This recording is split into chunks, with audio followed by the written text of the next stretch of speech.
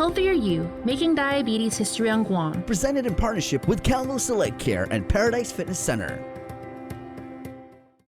Our island will be making history very soon as an innovative study overseen by AI Health will gather data from Guamanians to build a profile of our people, our health tendencies, and patterns in relation to diabetes. The Pacific Islanders are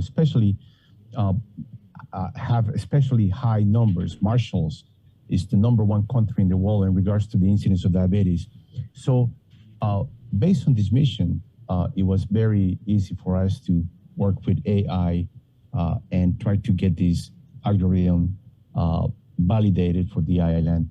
And what we're doing is we're providing data in our members that have diabetes, and see how we can get this program going and see how we can help the island.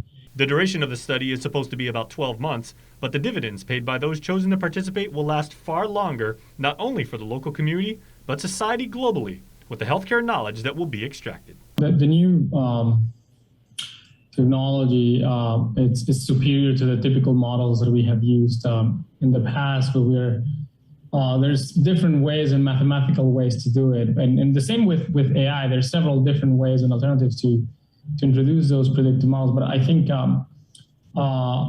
using all the information that we have from patients, from the data, getting the information from the individual patient at the individual level, getting the information from their sensors, for example, getting information from the clinic visits, and getting all that information together will help us have a better understanding of the actual situation of each individual patient, as opposed to just going back to getting some demographics and making some decisions on underlying characteristics of patients. The physicians and technologists also address the ever-sensitive subject of data privacy and security, and how ironclad your healthcare information will be, both at the software level as well as on-board devices. We use incredibly complex and advanced cryptographic algorithms to protect data and to de-identify data, so that there's no way even if somebody were to have a breach into a data center, there's no way to tell that that patient is you. I'm currently working with the International Electrical Engineers